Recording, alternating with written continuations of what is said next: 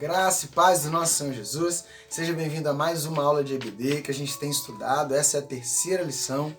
A gente falou na primeira sobre a conversão do apóstolo Paulo, como se deu a conversão, quem ele era antes e o que isso acarretou.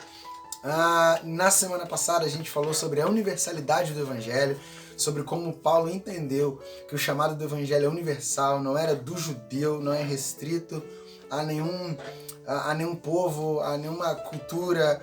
O chamado do Evangelho é universal. E a gente terminou falando sobre como isso nos humilha, né? Deus não está na nossa caixinha cultural, e sobre como é nossa responsabilidade anunciar se o chamado desse Evangelho é universal, é para todas as culturas e todos os povos. Existem culturas e povos que ainda não ouviram. Então, a conclusão que Paulo chegou, né, que deve ser a mesma conclusão que a nossa, é que é nosso dever anunciar, é nosso dever levar esse chamado que é universal a todas as culturas. E hoje, nessa última lição, nesse último domingo, na videoconferência que a gente fez, conversando, discutindo, elaborando um pouquinho, aprofundando o tema, a gente terminou, né, falando um pouco sobre como o chamado do Evangelho é universal, não leva em conta o judeu não é mais merecedor do que o brasileiro, que não é mais digno do que o americano ou menos do que o paraguaio, enfim. E aí a gente entrou nessa questão, né?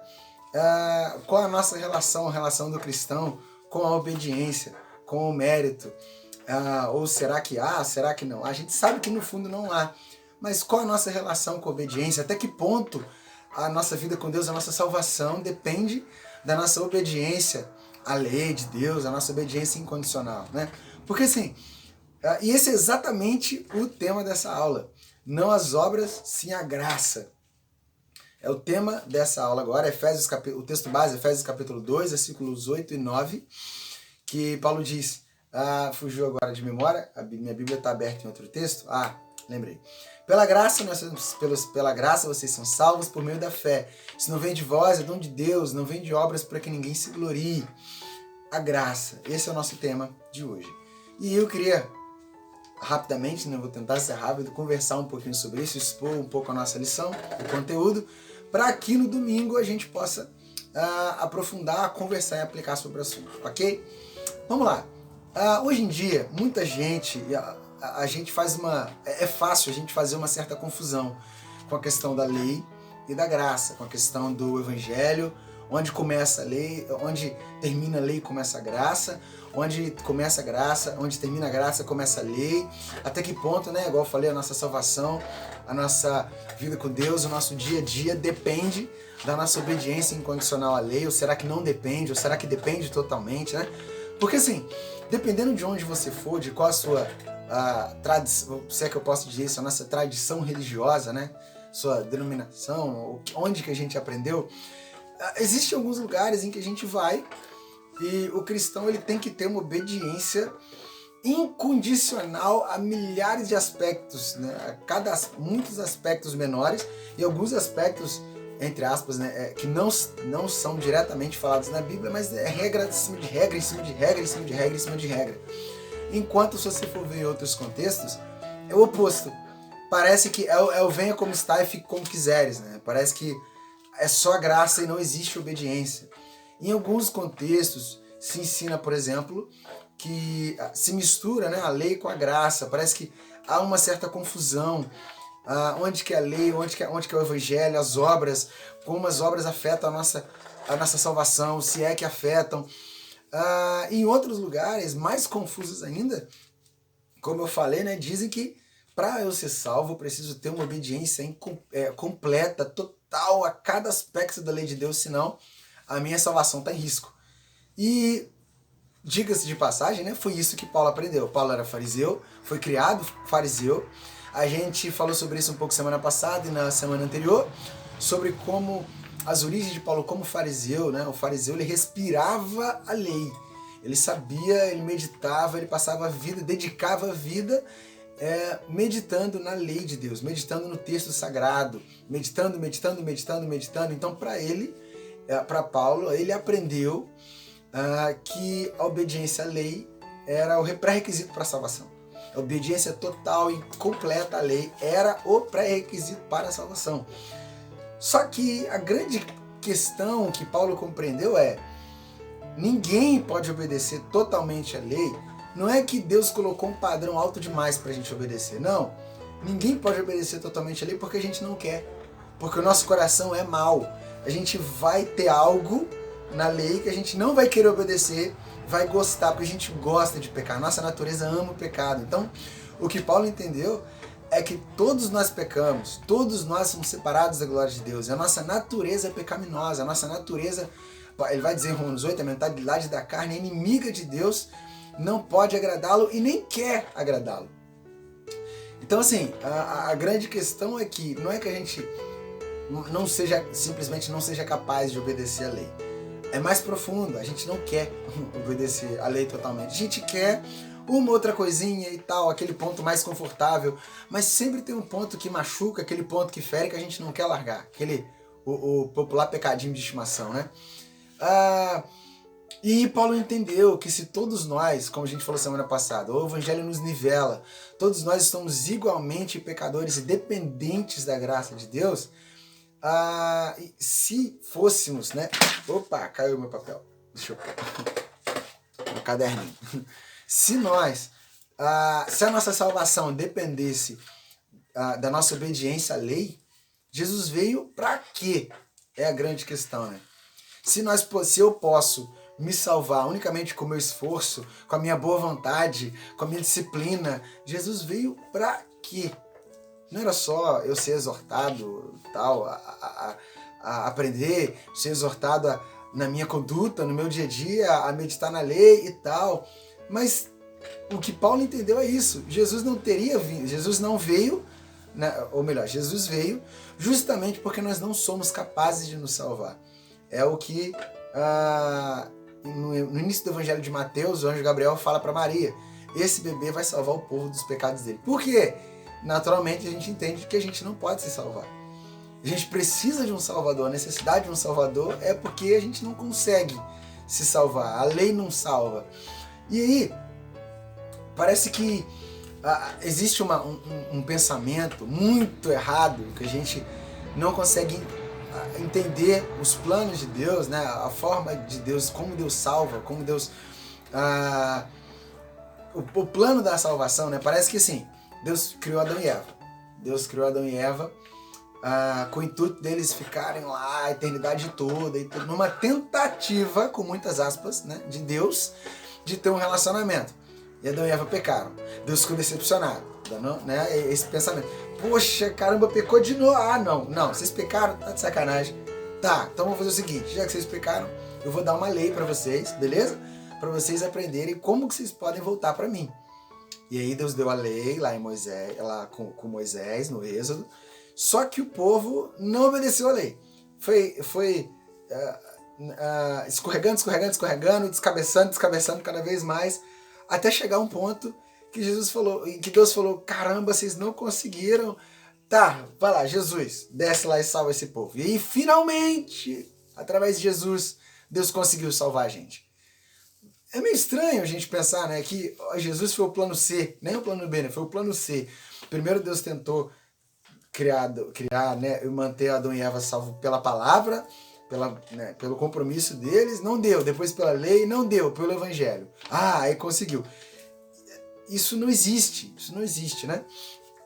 O objetivo, primeiro porque Apocalipse, não me lembro agora de ter escrito esse versículo, mas vai dizer que o Cordeiro foi morto desde a fundação do mundo. A cruz sempre foi o plano A de Deus. A cruz sempre foi o plano maior de Deus. Como a gente falou, eu não lembro onde que eu falei, se foi na aula de EBD, se foi em alguma das reflexões, que basicamente o mundo foi criado para que Jesus colocasse os pés nele. Deus sabia, antes da fundação do mundo, Deus sabia que criaria Adão e Eva, que eles pecariam, que nós pecaríamos, mereceríamos a morte, ele já tinha decidido morrer. Então, se a lei não salva, qual é o objetivo da lei? Qual é a finalidade, né? Para que a lei existe? Por que já não foi... Adão e Eva pecou, Jesus veio, morreu, pronto, acabou. Por que existe? Por que teve que existir a lei, né? A gente tem que entender O que é a lei? Primeiro, como eu falei, a lei não salva, a lei nunca foi para salvar, o objetivo da lei nunca foi salvação. Porque o objetivo da lei nunca foi a salvação, porque ele não é capaz de salvar, a gente não é capaz de... A lei é a própria revelação de quem Deus é. A lei, por isso que o salmista vai dizer que ele ama a lei de Deus, porque é pela lei que ele conhece os padrões de Deus, é pela lei que ele entende quem Deus é. É lendo a palavra, é lendo a lei. Só que aí, a lei não salva, porque salvar nunca foi o objetivo dela. A lei não foi mandada para salvar. Uma coisa que a gente precisa entender, a lei não é o oposto de graça, de evangelho. Parece que a gente entende assim, aqui está a lei, aqui está o evangelho do outro lado, a graça aqui, a lei aqui. Não, não é. Que graça é o oposto de obras, evangelho é o oposto de lei. Não é. Pode ser um pouco diferente, né? Isso que eu vou falar agora. Talvez você não tenha pensado nisso, mas a lei é o evangelho. O evangelho é a lei. A lei faz parte do evangelho. A lei é o início do evangelho. A lei faz parte... Não existe evangelho, não existe boa notícia, não existe sem a lei. Ok? Então é o seguinte, Gálatas, onde que diz isso, né? Gálatas, capítulo 3, versículo 19 ao versículo 24, eu gostaria de ler aqui. Qual o propósito da lei? Paulo pergunta. A lei foi acrescentada por causa das transgressões, até que viesse o descendente a quem se referia a promessa, Cristo. Versículo 24. Assim a lei foi o nosso tutor até Cristo, para que nós fôssemos justificados pela fé. O objetivo da lei não é salvar. O objetivo da lei é mostrar o tamanho da nossa chaga. A lei não cura, a lei mostra o que está de errado. A lei é o termômetro, não é o dipirona. Vamos dar um exemplo. A lei mostra a febre, não cura ela. A lei é o prumo na parede. Ela mostra que tem algo que está desnivelado. Ela mostra que tem algo que está errado. Por isso que Paulo fala que onde não existe lei, não existe pecado. A gente percebe o nosso pecado por causa da lei. E aí, a lei mostra que a gente é pecaminoso. À medida que eu conheço a lei de Deus, à medida que eu me aprofundo na lei de Deus, eu percebo quão longe eu tô dos padrões divinos. Eu percebo o quanto eu preciso desesperadamente de um Salvador. Por isso que Paulo vai falar que a lei é o nosso tutor até Cristo. Essa palavra tutor em grego é paidagogos, né? As traduções antigas colocavam até aio, a lei é o nosso aio até Cristo. Esse paidagogos, essa palavra, que Paulo diz que é a lei para nós, paidagogos é de onde veio a palavra pedagogo, pedagogia e por aí vai. Era o escravo, nos tempos romanos, que era especialmente designado para cuidar e ensinar a criança, o filho do seu senhor. Esse é o objetivo da lei. A lei é o escravo que é aquilo que pega na nossa mão e nos mostra Cristo, que mostra a nossa necessidade. Porque como é que eu vou, né, me submeter a um tratamento médico se eu não fico convencido da minha doença? Antes de eu procurar o médico, eu preciso, né, isso é errado, né? Não deveria ser assim. Mas o que geralmente acontece é que depois que a gente é convencido que a gente está mal, que a gente procura um médico. Então assim, pra gente perceber a necessidade de um Salvador, a gente tem que saber de que a gente precisa ser salvo. Esse é o objetivo da lei. A lei mostra de que a gente precisa ser salvo. A lei mostra que eu estou tão longe dos padrões de Deus, que eu estou tão longe de chegar sequer perto do que Deus quer, de alcançar a minha salvação, que minha única alternativa é correr para Cristo. Eu falo, Deus, Jesus, eu não consigo, a minha justiça não é suficiente, a minha justiça nunca vai ser suficiente, eu preciso de uma justiça maior do que a minha, eu preciso de Cristo. Esse é o objetivo da lei. O objetivo da lei é nos levar até Cristo. Então, quando a gente coloca, por isso que quando a gente coloca a lei, uma regra, como sendo a nossa salvação dependendo dela, isso é errado. Porque aí a gente já tirou a lei do objetivo dela. A lei deve nos mostrar quem é Cristo. A lei serve para nos mostrar a necessidade de Cristo, não para nos salvar. A lei nunca foi para nos salvar. Jesus ele vai dizer que ele é, a Bíblia vai dizer que Jesus é o fim da lei. Não, o fim da lei é Cristo, né? Também Paulo que vai dizer isso. Mas não fim no sentido de término. acabou, pronto. Não, é no sentido de finalidade, o objetivo, a finalidade da lei é Cristo. Por exemplo, um exemplo numa frase, né? Eu comecei minha faculdade com o fim de me formar. O fim no sentido de objetivo. Então, a Bíblia vai dizer que o fim da lei é Cristo. O objetivo da lei, a lei foi escrita para nos mostrar como nós desesperadamente precisamos de um Salvador. E aí, entra a seguinte questão. Se a minha salvação não está submetida à minha obediência à lei, não é dependente da minha obediência à lei, já que a lei não salva e nem foi feita para salvar, o que eu preciso fazer para ser salvo? A Bíblia vai responder, Atos 16:31, crê no Senhor Jesus, será salvo tu e tua casa. É só crer? Né? Por quê? Eu não preciso fazer nada? Não, Jesus já fez. Quando eu penso que eu preciso fazer algo, eu estou anulando o que Cristo fez. Eu estou dizendo que o que Cristo fez foi insuficiente. O que eu preciso fazer para ser salvo? Nada. Eu preciso crer. A lei diz, faça isso para você ser salvo. Para mostrar que a gente não pode ser salvo. E aí vem a graça. A graça diz, olha, eu fiz e agora você pode ser salvo. Não depende da nossa obra, não depende da nossa conduta, não depende do nosso pecado, da nossa falta de pecado, do quanto de pecado a gente peca num dia, ou quanto de pecado a gente deixou de pecar num dia. Não depende disso. A nossa salvação não depende da nossa obediência incondicional à lei. Isso é legalismo. Só que é engraçado que o legalismo é sempre pro próximo, né? Nunca é pra gente. É tipo, Deus, eu sempre falo isso, né? Que a gente fica meio, Deus, obrigado por ter dado graça pra mim, mas eu quero justiça pro meu próximo. Obrigado por ter perdoado o meu pecado, mas o pecado do meu próximo precisa de condenação. Lá, Deus, olha, tá errando. E o seu? E o meu? Não, o meu eu fui perdoado, glória a Deus porque o Senhor me perdoou. E o meu próximo? Não, meu próximo precisa ser julgado. O legalismo é sempre pro outro. E aí, mas a gente tem que entender. Gera o seguinte questionamento, né? Pode gerar. Não deveria, mas pode gerar. Se a minha salvação, o meu encontro com Cristo, a minha fé, não depende da minha conduta diante da lei, então eu posso enfiar o pé na jaca e ser salvo. Não. Então eu não preciso me esforçar, já que eu só crer, acabou. Não, não é isso. Graça não é o oposto de esforço. Não é. Graça é o oposto de mérito. Eu ser salvo pela graça não significa que eu não tenho que me esforçar. Eu ser salvo pela graça significa que eu não tenho mérito nenhum. Significa que não interessa o quanto eu me esforçasse. Se ele não quisesse me salvar, eu não seria salvo. Não interessa o quanto eu me esforce, o quanto eu seja bom, o quanto eu seja... Se não fosse ele a ter a iniciativa primeira, de ter a iniciativa de nos salvar, ninguém seria salvo. Isso é graça. É saber que se não fosse pela graça... que é tudo pela graça, tudo pela graça. Essa é a boa nova do Evangelho, essa é a boa notícia, isso é o Evangelho. O Evangelho é saber que a nossa salvação, que agora o acesso a Deus está aberto. Por quê? Porque não depende mais de nós.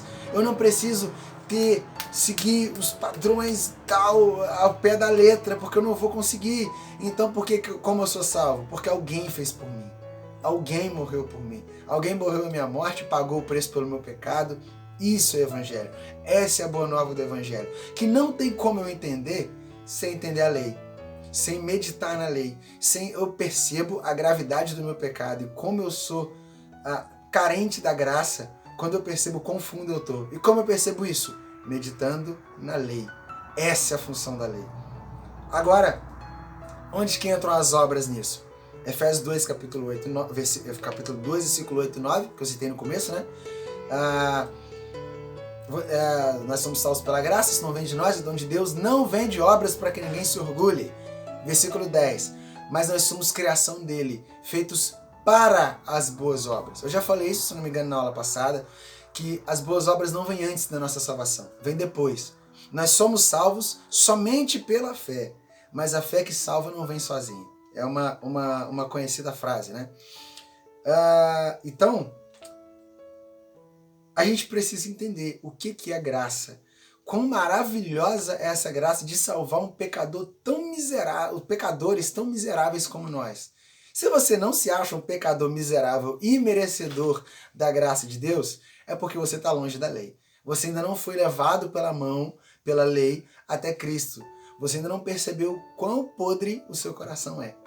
Então, eu quero terminar por aqui. Já deu 20 minutos de aula já. Domingo, 10 horas da manhã, espero você pra gente aplicar isso, pra gente entender melhor, pra gente entender o que isso muda na nossa vida, pra gente entender que diferença que isso faz.